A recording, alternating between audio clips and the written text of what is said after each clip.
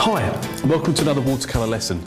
Today I'm going to paint a picture of a wonderful summer's day off the coast of South Devon, and I'm going to show you how to create the effect of sparkle on water using masking fluid in a very loose and in a very free and easy way, so we end up that wonderful light bouncing off the water. Right, I'm now going to start to prepare the board before I actually start the painting. I've stretched some watercolour paper. I've stretched 140 pounds Bockingford knot surface, and I want to make certain that I'm going to work within correct horizontals and correct verticals, and to do that I'm going to use a T-square, and I'm just going to put my right angles into the corner so that I've got a nice horizontal to work to. Just going to do top and bottom and the sides. And I'm also, when I've done this, going to add some masking tape edges to the sides of the lines here.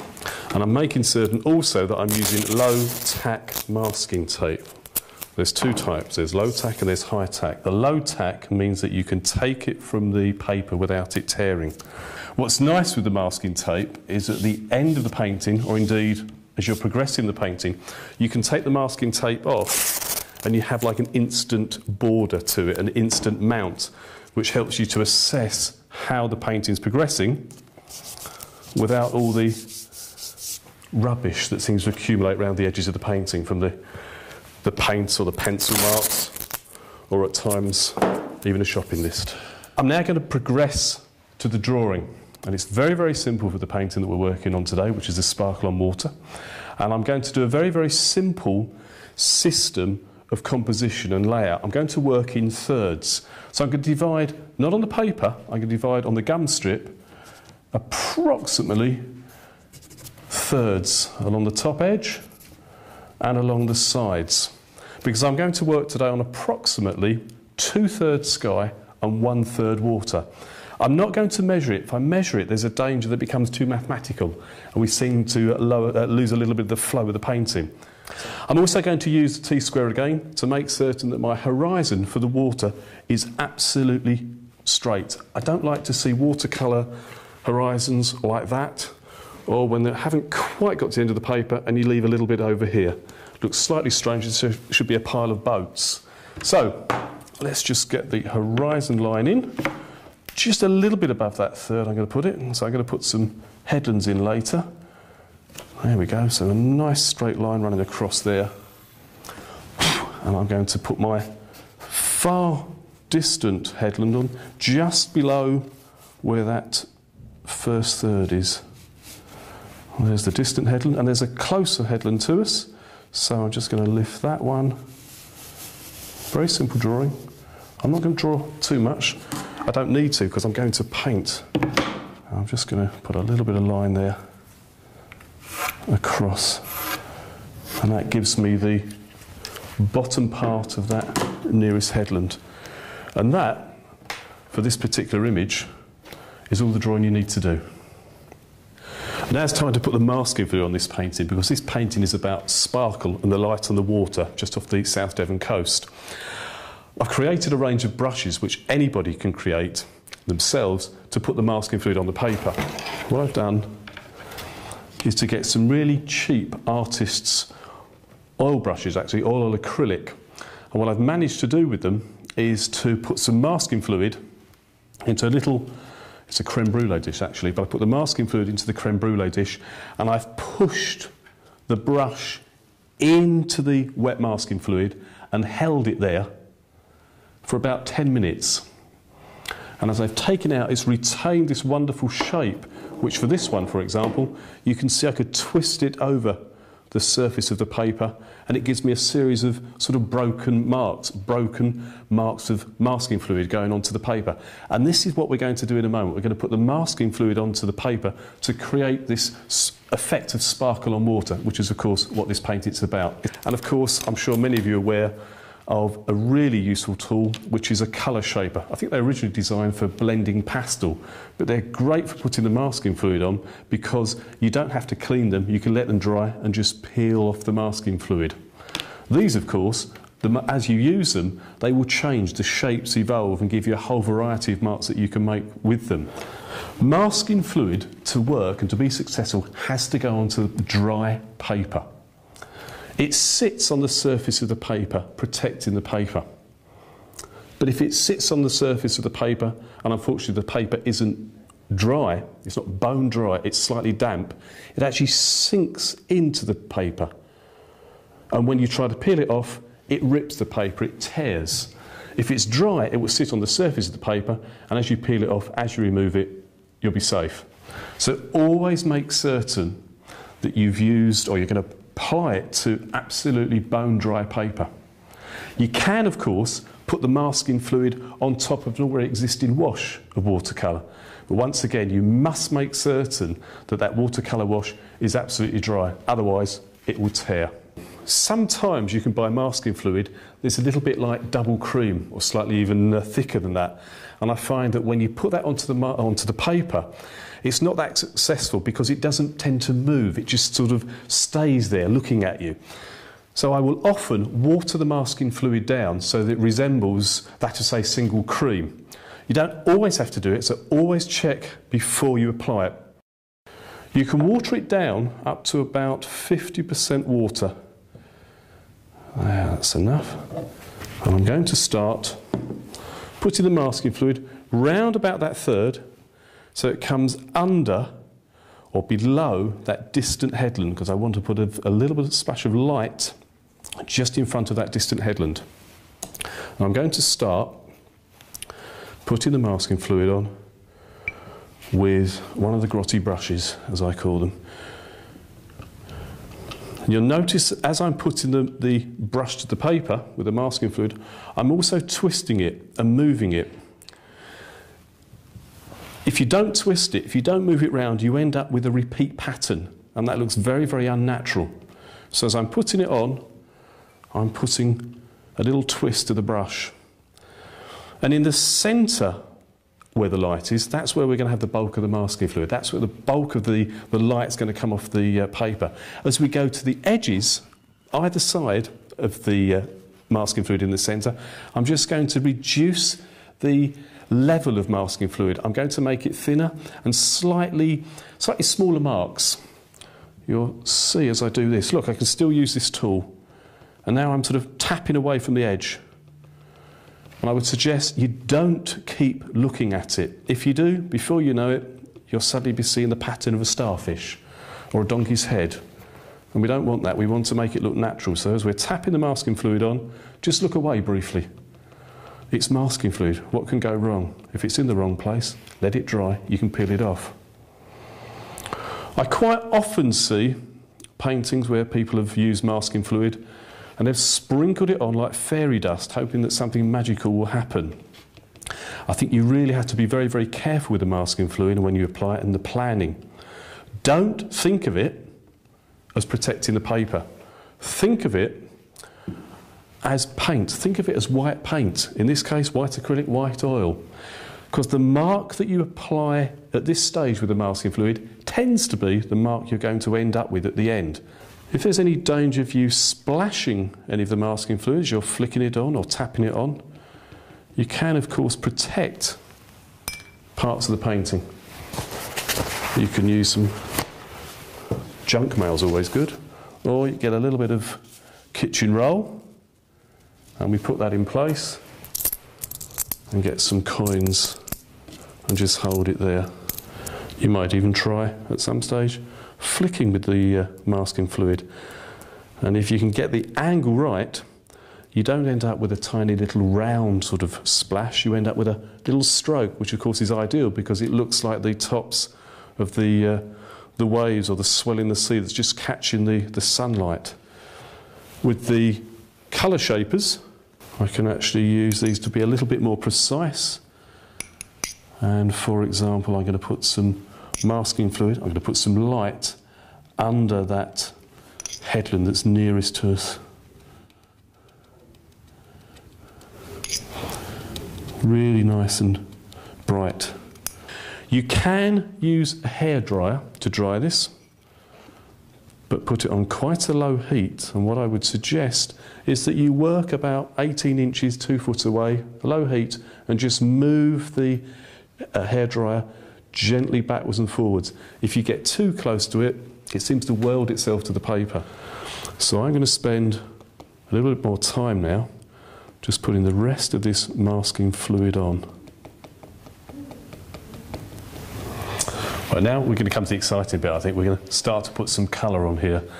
I've already laid some of my colours out. I'm using some permanent rose, some indigo and some French ultramarine, and I'm going to work on the sky first. I'm going to be using a number 10 Belинskого sable brush. I'm going to do what I describe as the interiors of the clouds first. Now I haven't mixed the colours, but what I want to do is to apply some water to the paper, let it soak into the paper, and then I will mix my colours, and hopefully under the lights here this will be damp enough for me to drop the interior colours into the clouds and let them spread out naturally, give me a really nice naturalistic looking edge to the clouds. So nice clean water. In fact, the secret I think to nice fresh crisp watercolours is clean water. 1 to wash your brush in, 1 to mix your colours in, or 2 to wash your brushes in, 2 to mix your colours in. And a very, very simple mantra. If you wouldn't put a goldfish in it, don't paint with it. So let's get some clean water and just apply that onto the paper. Quite loose. It's on stretched paper, so it shouldn't cockle up too much. And I'm kind of doing it in a sort of V shape over where the light is. Same sort of approach. Nice big brush full of water. Clean water, soak that paper. And look, I've got a sort of V coming here and a sort of arrow coming there. Guess where I want you to look? Round about there, round about where that third is. If it goes slightly over the headlands, doesn't matter. Now I can mix my colour. Going to use some of that permanent rose. Going to use the French ultramarine. I'm going to use a little bit of the indigo. Now that's a bit strong, so we add some water to it. Now, I'm looking at where that water was already applied, and I think it's ready for me to drop some paint in. And I'm going to drop it in round about the middle here, so that it's got plenty of room to spread out. So let's see what happens. Go to the top. There we go, it's doing its own thing. Now, I'm about to say something very strange in a DVD about painting. I'm not actually painting. It's doing it for me. I'm just encouraging it where to go. Giving me plenty of space for that colour to spread out. And I'm just using the tip of the brush, just dropping the colour in, and I'm kind of encouraging it. I'm just going to put a little bit more blue, I think, at the top there, just to change. I don't really want the same colour all the way through. There we are. That's quite nice. Over here, add a little bit more water to that, and you can see it's blooming. I get quite frustrated at times when I see people new to watercolour putting colour onto a piece of paper and then going "Ooh," and lifting it off, putting it on "Ooh," and lifting it off. Give it a chance to breathe, give it a chance to do something. Something magical happens with watercolour. Look at this lovely shape here forming. And as I say, I'm not painting. It's doing it for me. I'm using French ultramarine because it's a wonderful blue, and it's a blue that granulates, so it gives me a little bit of texture in the middle of the clouds here. There we are. That's quite nice. Now I'm going to make the clouds near to the horizon slightly paler. I'll don't forget that as you put the watercolour on, it's going to dry paler anyway. Some watercolours dry up to 1/3 of their initial strength when you put them on. They become paler. So when you're putting it on, if it looks a little bit too strong, see what happens. Don't be in too much of a hurry to lift it off. I'm just moving my head so I can see where the paper is still damp. Now it's dried a little bit over here, so if I keep moving along here with this colour, I will get a different effect, and I don't want that. So I'm going to go back with some clean water and just add some detail there. I think there's a bit of a gap here, so I'm going to add, I think, a few little clouds here.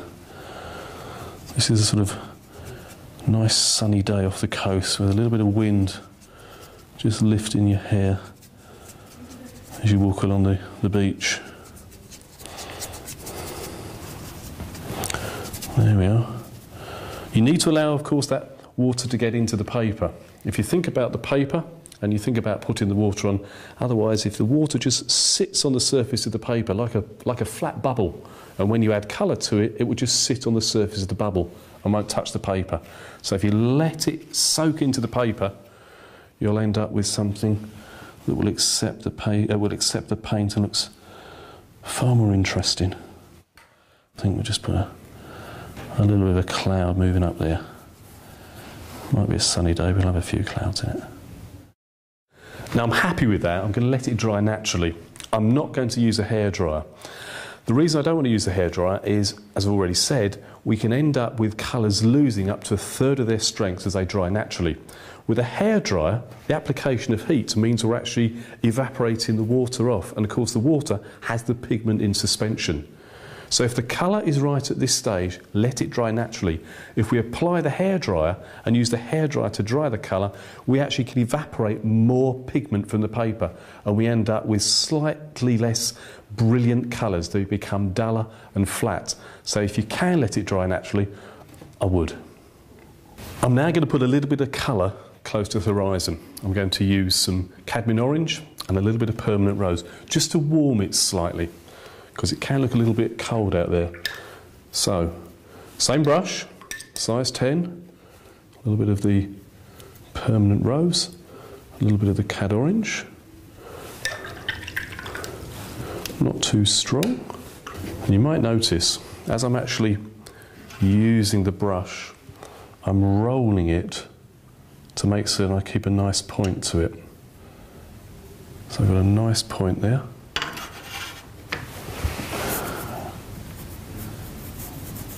And just drop it in its slightly damp in parts, which is just what we want. If it's too strong on the paper, well, you can always go into the jar, add some water, just drop some of that colour in. And I'm picking up the underside of some sort of distant clouds here. Be quite nice if I can take that along to the end. That's good. A little bit here. And the tops of the clouds kind of form for me there. There we go. Makes sense, the cleaner of the two waters. There we go. It's almost imperceptible it's there, but it just adds that little bit of warmth that we want, which works so well with the rest of the painting. Now, as before, I'm going to let that dry naturally. I'm not going to use the hairdryer because I'm happy with the colour and I'm happy with the tone. It's paler because we've got a bit of distance to it, so I'm just going to let that dry. The next stage is we can actually now paint the blue part of the sky. This is dry, so I'm happy now to go into the, as I say, the blue part of the sky. I'm going to use a colour, a blue, that a lot of people probably haven't used for skies before. It's called Winsor Blue Green Shade. It's a staining blue. It's not like the French ultramarine, which you can lift out months after the paint has dried. It's a staining blue, so we have really only one opportunity to get it right. I've squeezed some colour out, size 10 brush again. I'm not going to actually wet the paper before I put the blue on. I'm going to work the paper or work the paint around the clouds, and I'm going to create the sort of white edges to the clouds. We've done the middles, now we do the edges. Now this blue is a wonderful, wonderful blue, but there is a danger that if you put it on too strongly, it looks very, very false. So I would rather have a paler version of this, and if I need to, I can go back into it or onto it later with another coat. So that should give me enough. I'm going to start top left. I'm going to move across the painting, and I will stop at these various points in the clouds, and I will soften some of the edges and crisp some of the edges off as I move through. But I've got a plan as I'm moving through so that I keep like a wet bead of colour moving around the painting so I don't get any drying edges. You have to do it quite quickly. So let's have a go.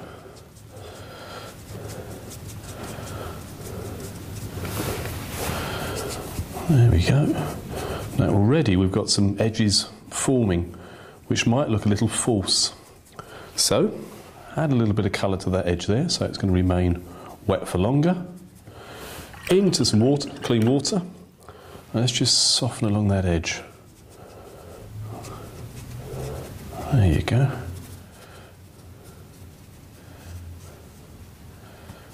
So we've got some nice naturalistic cloud edges forming up there. It's wet, once again. It's painting it for me. Here we go. I'm dancing the brush across, creating some sort of cloud tops here. And here we are again, we've got some hard edges forming. I like to soften some of those. So wet that edge. So we've got something to work to when we come back. Just take the excess off. Into the clean water. Remember the goldfish? If you wouldn't put a goldfish in it, don't paint with it. There we are, we soften that edge again, soften it there, and we can go back into it and take this nice damp edge now.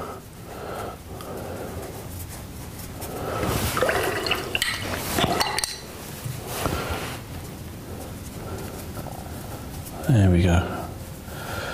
We've got the board at a slight angle so the colour's running down. You can, of course, with these stretch boards, you can actually lift the paper up if you want to and move the colour around. I often do that if I've got a large painting I'm working on. Something like an A1 is really great. You can actually pour colour onto it and lift the board and move it around. Something you can't do with unstretched paper. There we go, so we've got some nice edges there. Not far to go. Over here. Now you can use some kitchen roll if you want to lift some colour off. What I would suggest if you do is that you don't crumple it up. You turn the kitchen roll into a little absorbent chisel. I will show you. So, just put my brush down. Kitchen roll. Don't crumple it up because you won't see what part of the kitchen roll is actually touching the paper itself. But if you turn it into a little paper chisel, like that, it's origami. We can see that nice little edge there. You can see here I can lift off and be far more accurate where I'm lifting my colour. So I can create some edges there if I want to.